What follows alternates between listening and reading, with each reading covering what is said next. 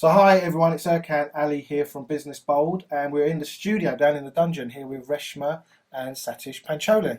Hello. Pancholi, yeah. Pancholi. I need to say Panchola. Ah. I don't know where I got that from. It just doesn't sound Indian. It sounds like some kind of Pancholi. Italian Pancholi. He likes to think he's Italian Yeah. still, even after 15 years. It's like... So Satish and Reshma are a married couple. They run a business together, and there's a lot more to share. So guys, tell us a little bit about what you do, and welcome to this channel. Thank you for having us. Yeah, thank you for having us, Erkan. It's privileged to be here because never really done something like this before, have we? No. So yeah, in front I of the even got camera, you a glass of water. even a glass Thank of you. water. Great hospitality. Great service. Yeah. So maybe I'll start with. I think first of all, we first met Erkan. When was it? It was when we were I think Early probably about stages. 9 years ago. We've been running for now 10 years. Yeah. And it was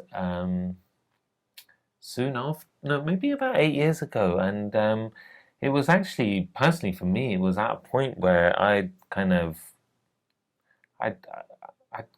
fallen out of love with the business I was running, which we're running today at the time.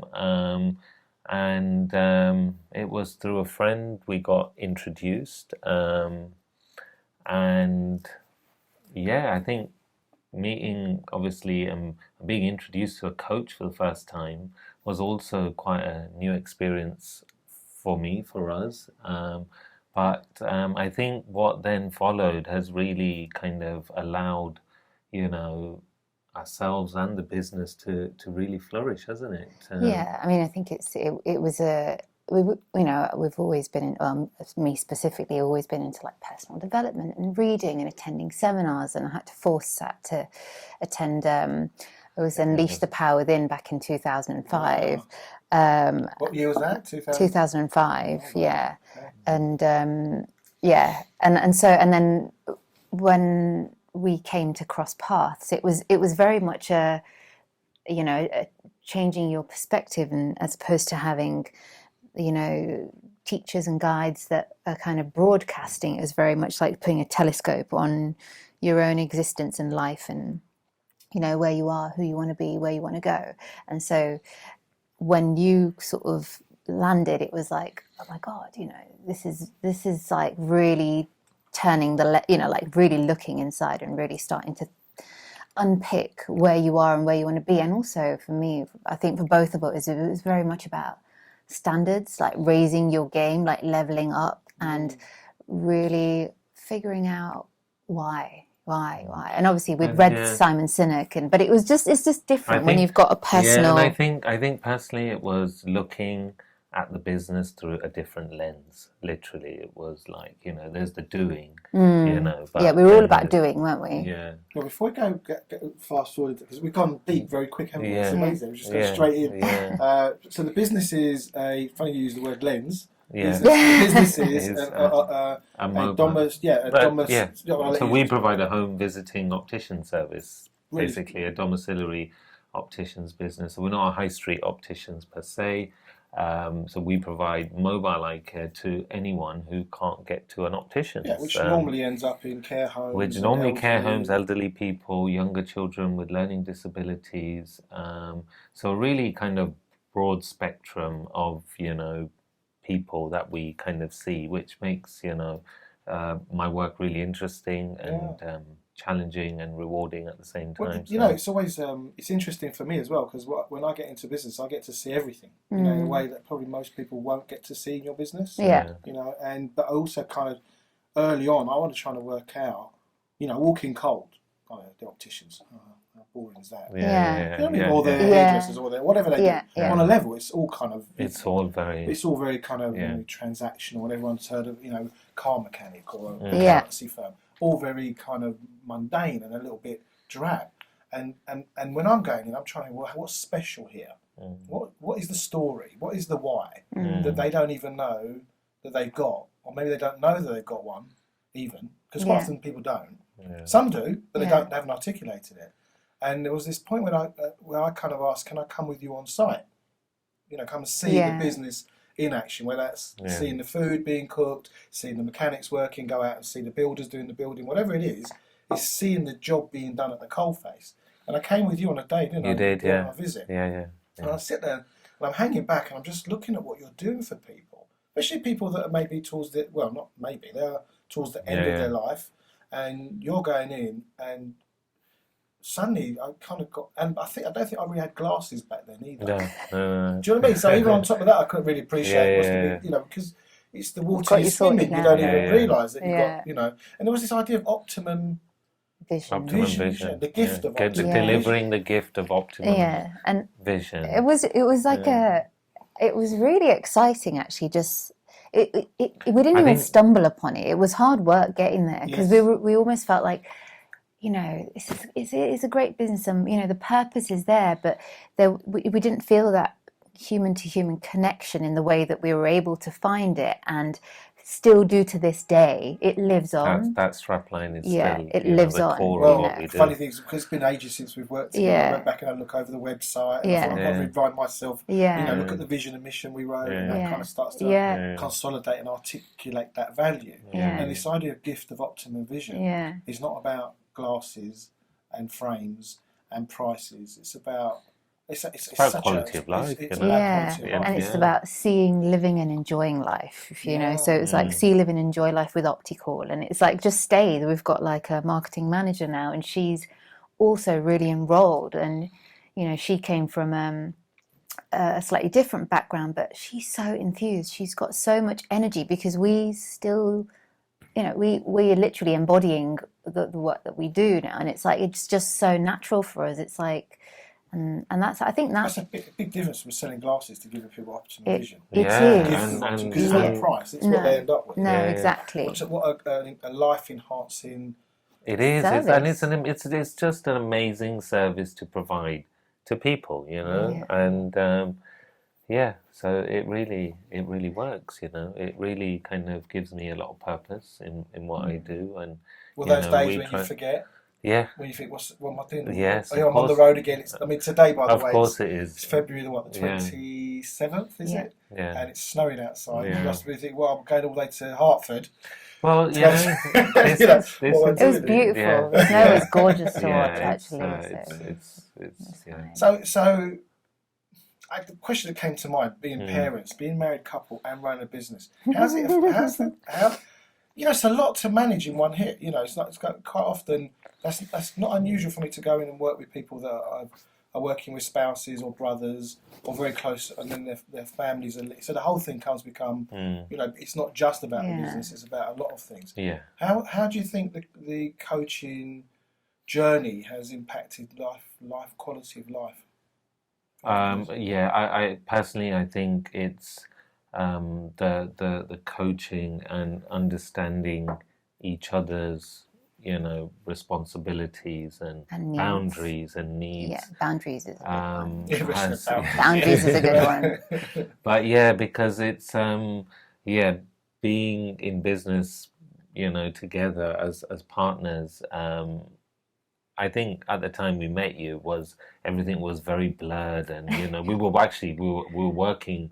We'd started the business from home, so everything was together, like home life, and you know. And we started with a paper-based system. Yeah, and we actually had staff coming into our house, so it was like you couldn't. It was almost like there was no divide between when work finished and when, you know, you had quality family time. I remember having Shri, our first. Because Shri was a little baby. Yeah, I remember literally like within a week I was back at the desk, like, you know, answering calls, and because it's at home. Oh, you had a whole week off, did you? Yeah, you know. I'm not surprised you laid in bed dealing with. You know, I mean, obviously that I didn't have to do anything, but there's this sense of, you know, really Opticall. It really is a baby, you know, and it's grown. It's 10 years old now, you know. Congratulations! Thank you. Yeah, it's really exciting. But yeah, so it's been interesting. You know, there have been tougher times and easier times, and there is no kind of like, you know, there's always peaks and troughs, and when it gets busy, you do have to dial into what you need to get done, and sometimes the relationship does take a a kind of a backseat, but you check in, and you've taught us to do that, and if sometimes, like yesterday, we decided to check in and we have conversations that you kind of need to have, and it's like, okay, I acknowledge that this is the situation right now. It's not always going to be the case. Yeah. But so you done a little clear up before we came here today. Well, I think Yeah. We're going to see Erkan, yeah, we better get straight, But also, Resh, you also you've had a on and off career outside the business. Well, this is it. Yeah. So tell us a bit about that. So I used to work in the city prior to us setting up the business, and back in 2009 when the markets crashed, it was all very dull and dreary in the city, and I did not want to be there. And so we started this up together, but I kind of helped create kind of like the systems and the processes that the business kind of uses today. But there was always a part of me that felt like, Sat's the clinician, I work in the back office, and now the business is up and running. This is like, sort of a little bit further down the line, and I've got young children, so I kind of then retrained to teach yoga, and that was great. And then for a while I was like, it's not quite the same as working in the city, and then kind of eventually ended up back not in the city but working for quite a large corporate, and it was really nice for me to have that independence and a life away from the business and Sat, and I'd be able to have a cup of tea at my desk, and without sticky fingers all over you. Yeah, or like just think the pickups, and I felt like I really needed that. But I think as a woman, there are always these like archetypes. This the kind, I want to be a career woman, I want to be a great mother, I want to be a wife, a sister, blah blah blah. But it all very much came to a head. We were at like a really fancy 5-star hotel over an Easter holiday, and where I remember we were sat there, and there was just like kids, at the pool, and I think Sat and I were just basically it was chaos. It was the Easter holidays, and like just our kids had just started into kind of school, so you could only go away during term time. And we were like, hold on, we've got another 12, 14 years of this, and we went away. Really nice hotel. It was lovely, but there was a big question. It was like if you didn't get down to the swimming pool by even before breakfast time, you came down, there was no beds, and this just wasn't kind of, I think the point there is that we just didn't want to be confined to this kind of like go on holiday when it's half term, and Resh is busy working, and and Sat's busy working, and we see the kids at 6 o'clock after school club, and so we were just like, shall we do something really radical? Shall we go travelling? Shall we reshape? Are you that? I know how radical you really are, but you don't appear to be.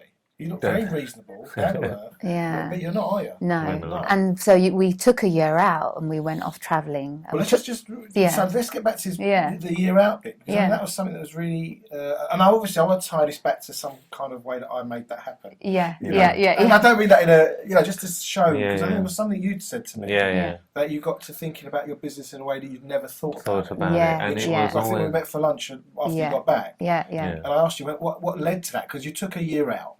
And upped your kids, rented your house out, left the business to run itself. Because it was you who always said to me that a business is not a business unless it runs without you being there, and that makes perfect sense. Because why would you get into it? Why would you run a business if it doesn't look after itself and is not profitable while you're not around? So otherwise, I find it. Have you ever seen that? There's an image of Donald Trump who's built himself into a square brick wall. It's why I find his business owners end up entrapping themselves inside the business. It was, in fact, one of the first things you got us to listen to. Who was it? One of the first audio books. Simon Sinek. Not Simon. Gerber. It was him. It was and Michael Gerber. And it's his words. His words, exactly. Because you get everyone who trains into a profession and then decides to open up a business, and then what you find is the person is trapped in the business, so it isn't actually a business. I used to show a little image of all the admin, operational, and then this person trapped in it, completely, and you're working, 5, 6, and I was actually there. I was there, which is why it like really kind of reverberated with me. so fully It's divine timing. Because I remember, and when we first started the business, and we would go away on holiday, and everything would come to a standstill, and wheels would fall off. Everything. It was like, and everyone was asking for me, and it's like it was one of those moments where I came back and thought, hold on, this is not right. So I decided to take on another optician, so people started seeing another face, and then it kind of moved on from there, you know, to not be in the front line, not be the doer. So this little conversation about a business should run without you, i.e., you can be in your business, you can work on your business, and there's times where you have to be in it. Yeah, we get building, that. You know, unless you've got lots of capital behind you to pay them. But, you know, there is that stage. But there comes a point where it can kind of self-run, and you're tweaking and monitoring. But it was that conversation that led to the year. Now, I'm interested in demonstrating is the value of understanding that the business can and should run.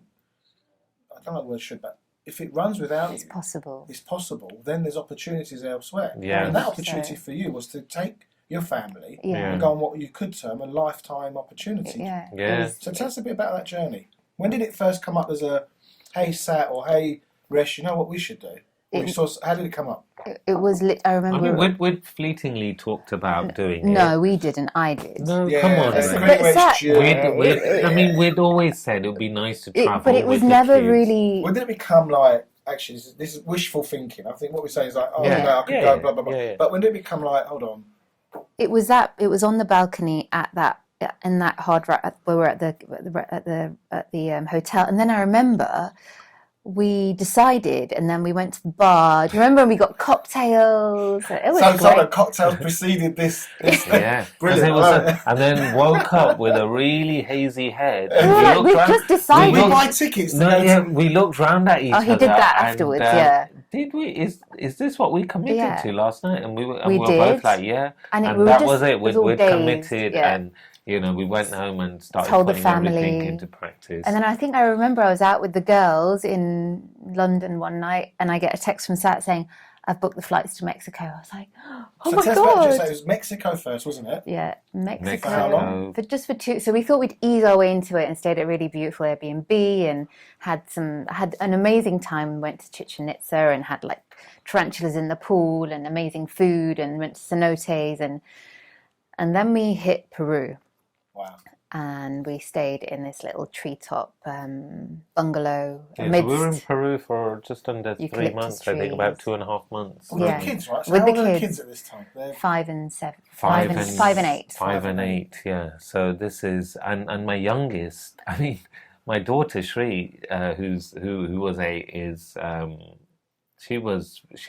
she's quite outgoing, whereas my younger one, he's quite an introvert, you know. So it was really kind of taking him out of his comfort zone and taking us out of our comfort zone. But I think very early on we realised that we needed to. Originally we were like, we can give them their iPads when they're in transit and so very early on we were like, this is not working.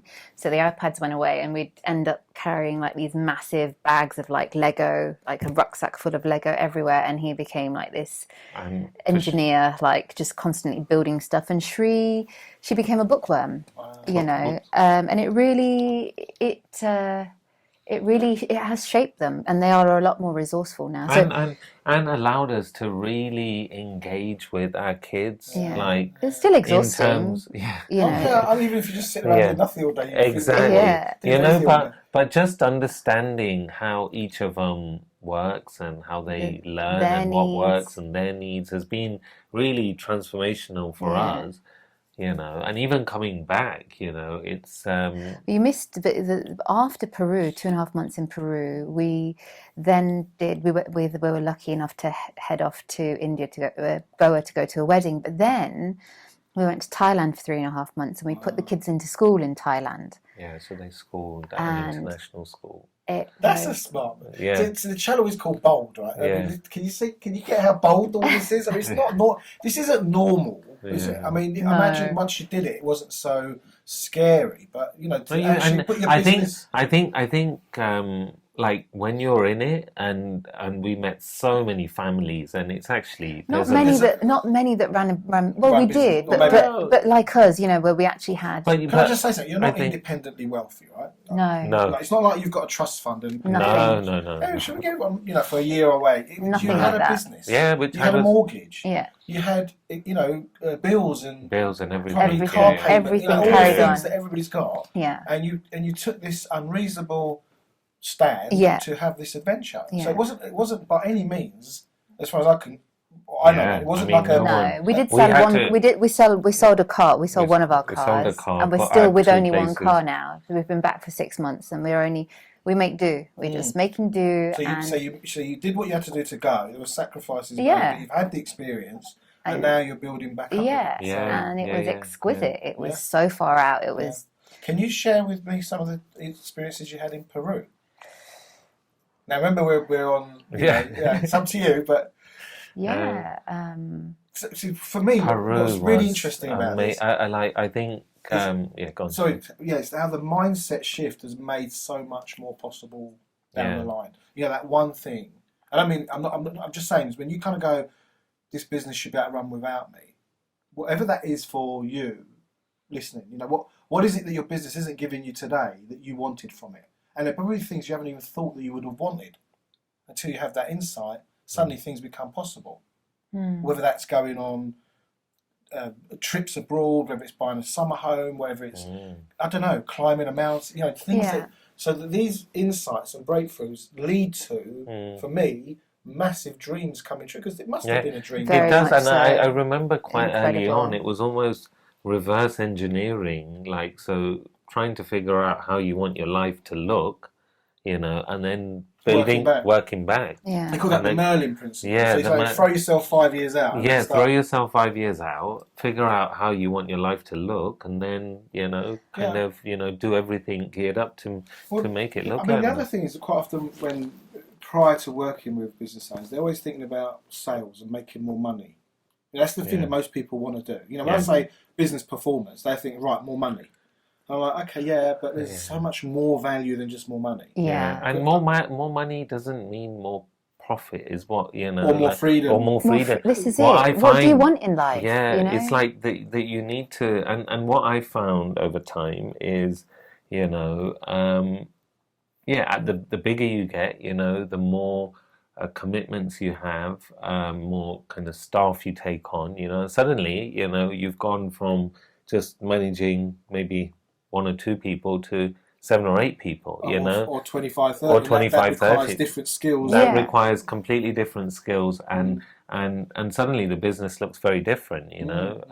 Well, we had that conversation recently. And I accused you of was that getting into your comfort zone? Yeah. And I've been challenging you to get out of the comfort zone. Yeah, and you have. So we're like, no, I ain't doing that. But there is, I think it's a bit. So for me, what I noticed, you know, working with individuals in their businesses, it's a bit like driving a car. You know, you reach the limit of first gear. Yeah. And the revs are up, and you're feeling the stress and whatever. And a lot of people either stay there for longer than they should, or they go back down to what's comfortable. And then my job is to kind of go, can you see the limit? It's right there. You need the second gear. Yeah. Oh, no, I'm all right. I know what I'm doing. Like this one. Yeah. No. There's second gear. Yeah. Just take it. And what happens when you take second gear? The car kind of lulls a bit. You kind of slow down a bit first, and then you start to build back up into a new level. Yes, you know, and then so in tune with that. Yeah, because I think that hitting that limiter, and then helping to identify it, because you know you're there. We all know when we're hitting our limit because we feel the stress. There's breakdowns or things aren't working as they should. And then when you create that new level of understanding, there's another gear and another gear and another gear. And it's not like one gear is better than the other, whether that's turnover, number of staff, or what about the type of contracts you want to be involved? You know, sometimes people kind of, you know, I'm bored doing this now. I mean, I get to stages where I'm bored working with this type of business now. I want to work with something that, you know, that's not like going to work every day, but it's the next, you know, the studio. Yeah. It's a new level of, for me, this is very, doing this in this way has called upon me to learn new skills. And I'm not, by profession, a video producer or an interviewer. Do you know what I mean? So, but at the other side of those breakthroughs, there's massive opportunity. Yeah. That are not just business related. That's the thing. I think you guys have proven fantastically. That it's not just about bottom line and making more money. It's about, well, really, what do you want from this thing called your business? Yeah, and you have to keep checking in. You really do have to. Otherwise, you can reevaluating. I think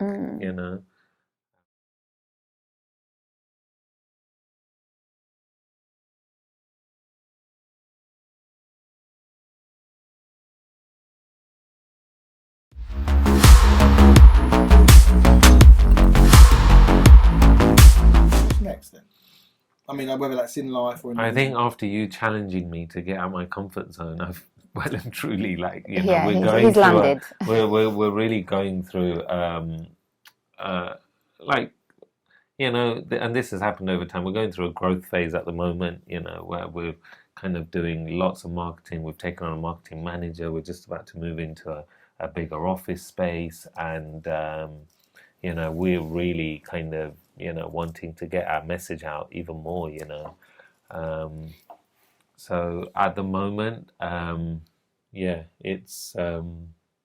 doing all the groundwork, I think, and so our new marketing manager came on at the beginning of January, and so even with Hayley, we said, oh, actually, we kind of want you to manage us, because as you know, as a business owner, you can get comfortable, and actually having somebody there to kind of sort of say to us, what are we doing about this? What are we doing about that? And actually, we've got such a great team in place. That's what I was kind of hearing what you're saying. It's actually about building a team. It is. And isn't marketing one of those things that people want to hold on to? Yeah. I want to do this bit because doing the glasses bit isn't as interesting, is it? And doing the admin isn't as interesting. But doing the marketing, it is. But if you let go of that, this is it. I mean, I just found, because obviously my background is during the city, and so my background is.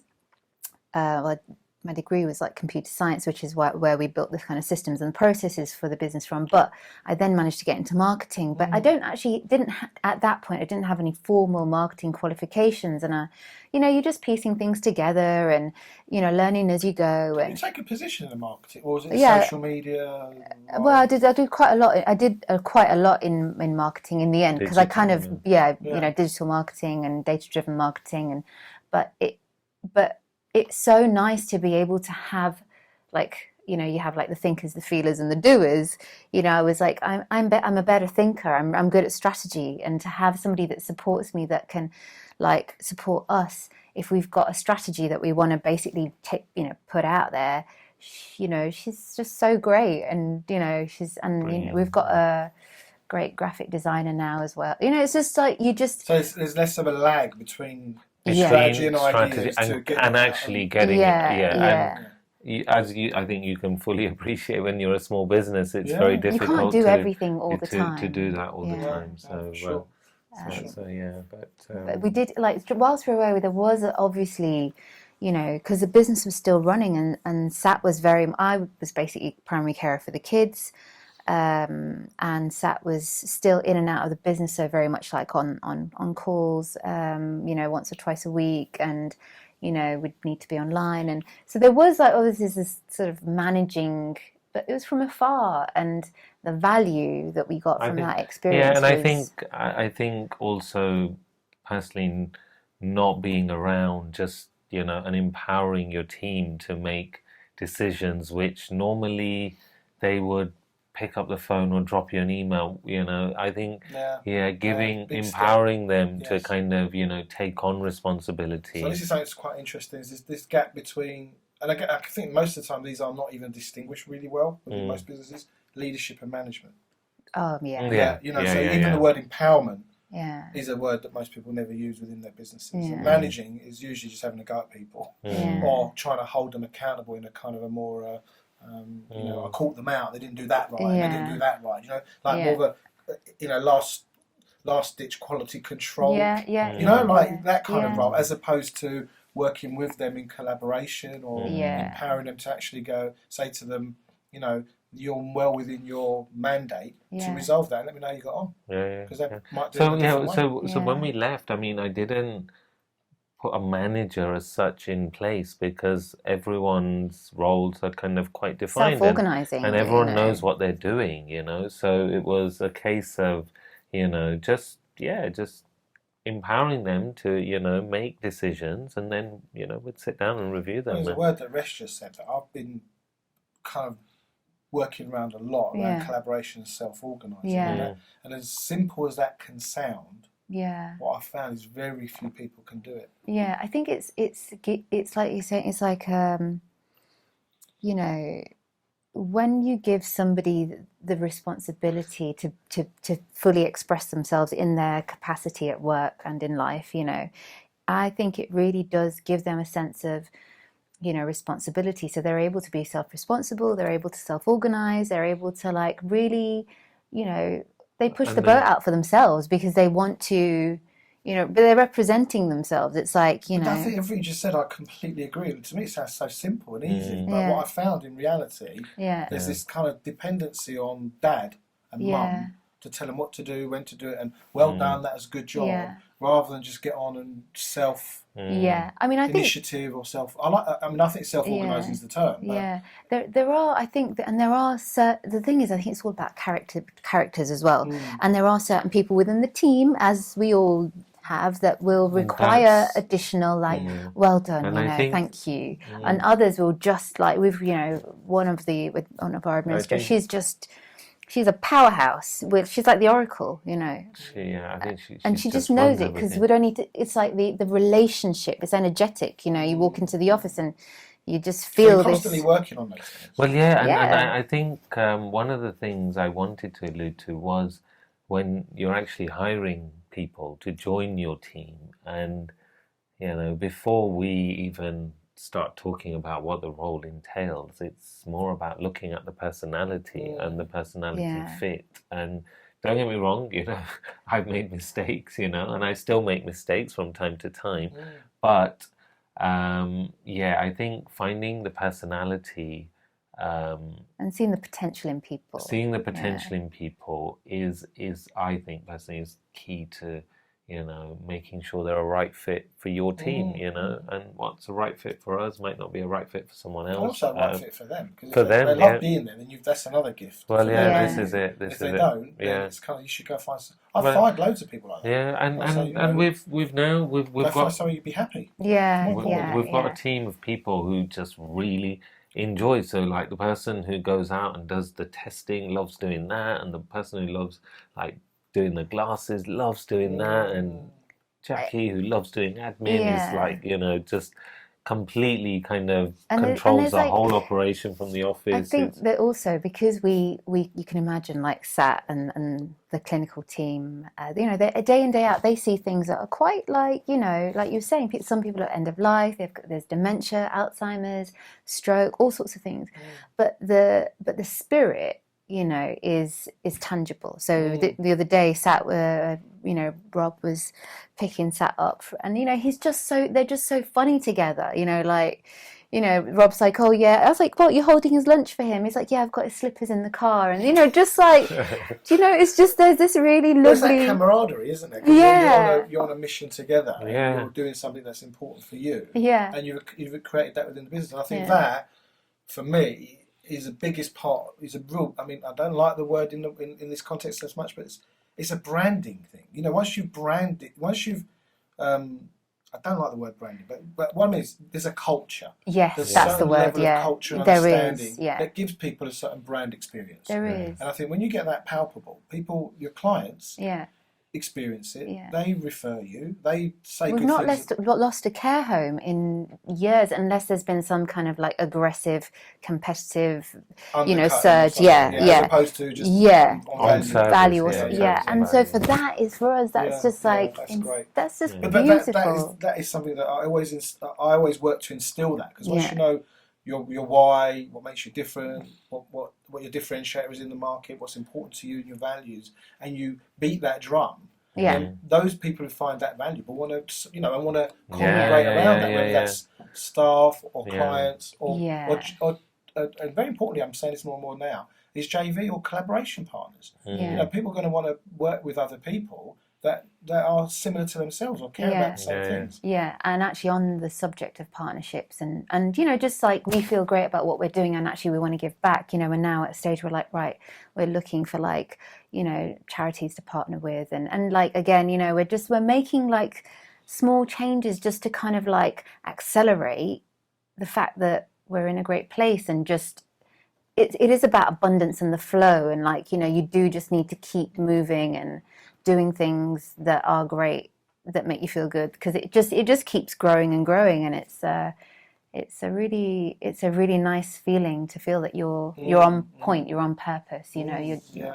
Absolutely. So to our audience, failures.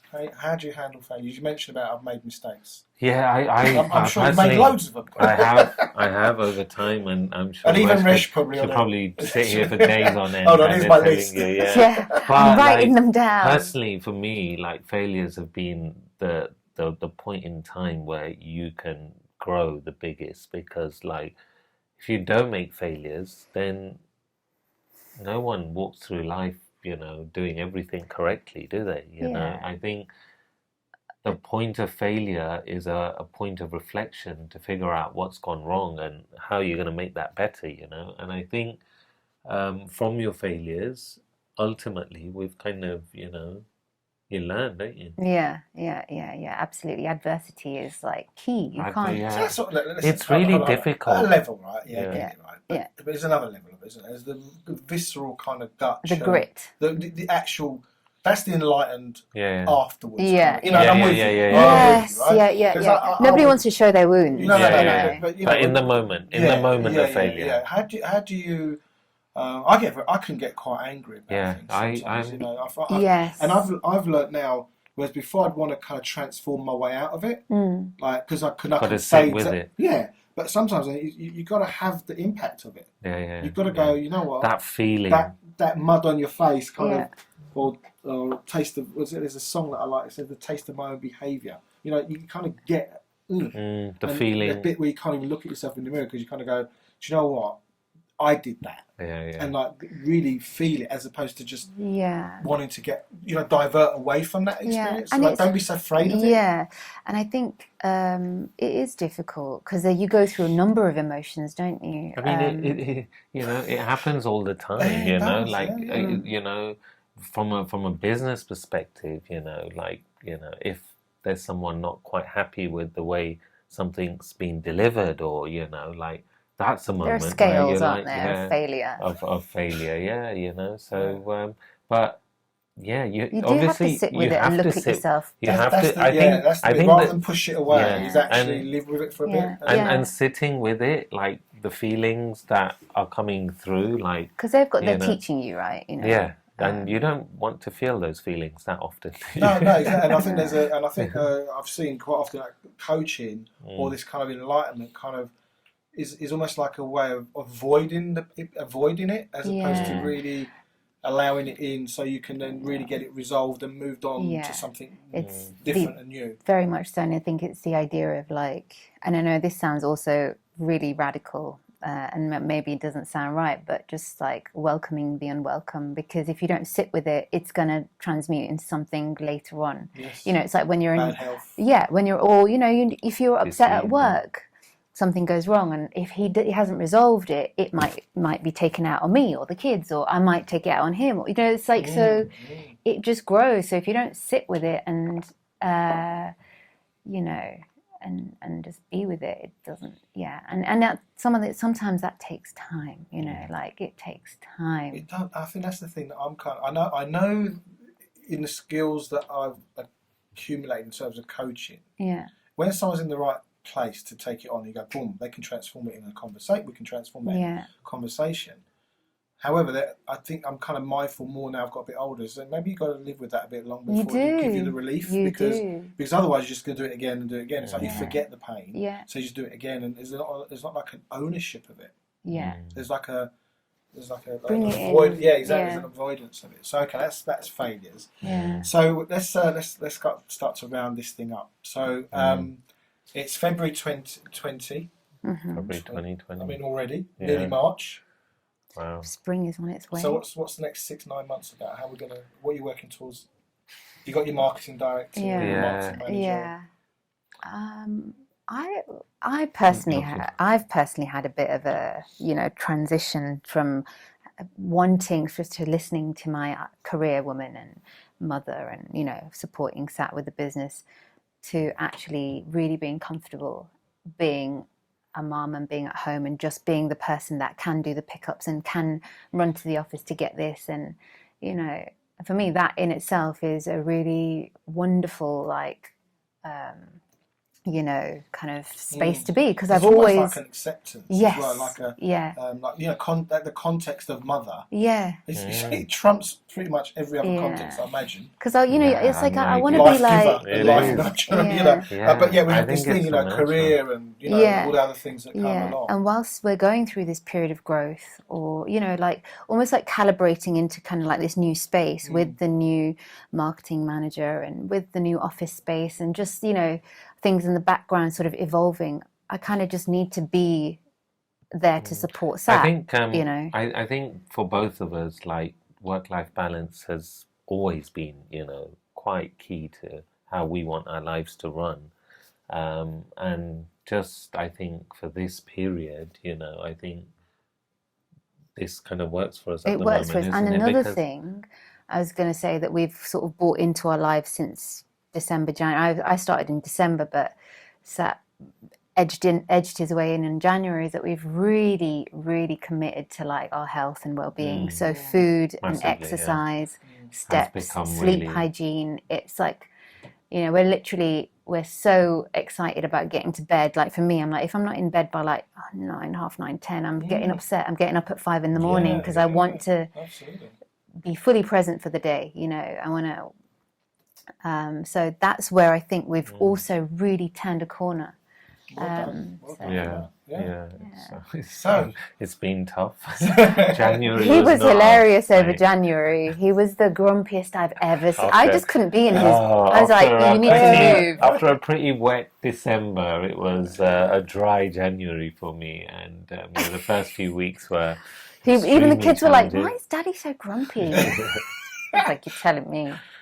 I've been watching the series Parts Unknown. I don't know if you heard of Anthony Bourdain. No, okay. He's an American chef, and he goes around the world, and it's like he's got what appears to be the best job in the world. He goes around eating and drinking. Yeah.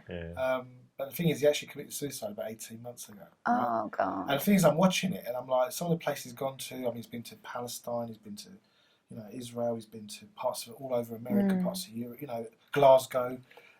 Drinking a pint in Glasgow, and I'm thinking, what a life. But every now and again, he'll say something. I'm like, is that something that isn't getting managed or getting dealt with? Whether it's our drinking, whether it's our food, even though it seemingly looks fantastic, there's still something. And wherever you go, deep-seated in us. Whoever is running that business or creating that outcome or value, there's still the human being behind all that, which is very important. And absolutely, wherever you go, there you will be. And it's like you can't. There's a song I think by the Eagles. You can't stop hearing the sounds of your own. Don't let the sounds of your own wheels drive you crazy, because internally you're still living with you. You really are. And that's why it's so important to have these routines and rituals. And you can't. I'm willing to learn again. Yeah, and unlearn. Yeah. Unpick. It's really easy to just go back into your old patterns, but you got to keep educating yourself. I mean, my ninja trick is like having my headphones on a lot of the time, and I'm always educating myself. I listen to audiobooks like they're going out of fashion, and I'm pushing stuff his way, and because he's on the road a lot. So what are you listening to at the moment? What would you recommend? I've just listened to on Audible, The Virgin Way, which was interesting. Richard Branson. Richard Branson. Another The Awakened Family. The Awakened Family, actually, by Dr. Shefali. By Dr. Shefali has been like mind blowing for us. Insane. And also just before that, Daring Greatly by Brené Brown. At the moment, I'm listening to Carl Jung, and just before that, I've listened to 3 audiobooks by Ram Dass. Okay, you found Ramdas. He's my beloved, yeah. So cool, yeah, so cool. I'm But all yeah, over a it. lot of podcasts as well being listened to Tara at the moment. Brach, yeah. Yeah, good. So now you're creating your own. This is, this is some value we're sharing. Yeah. So listen, I think you've been really great, really generous with us today. Thanks for with having our me. audience.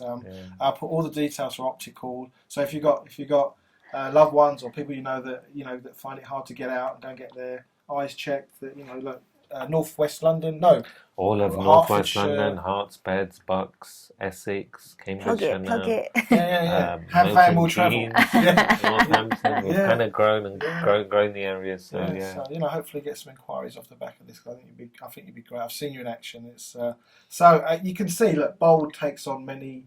I was actually challenged by a friend of mine who's based in South Africa the other day. He saw an interview with me and Kalpesh. We were talking, and he said it wasn't as bold as I'd like it. And I said, you know what? We're just creating this. Yeah. Because bold shouldn't be shouty and in your face, and we didn't want it to be that. We wanted the bold to manifest in people's lives, in our lives, and in the show in a way that kind of, I think today this conversation completely demonstrates what it is to live life. Thanks. In a bold way. To do things beyond your limit and do it again and learn and grow. So, any last words for our audience before we say goodbye? Be here now. Just thank you to Erkan for allowing us the opportunity to come on. So, I'd love to have you back again soon. So we've got some news. Come Part back Part two, definitely. So listen, thank you very much, Reshma and Satish Pancholi. Pancholi.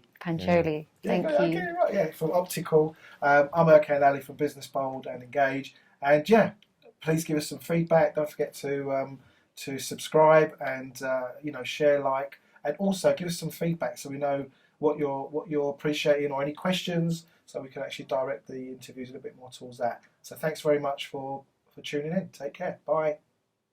Bye-bye. Bye.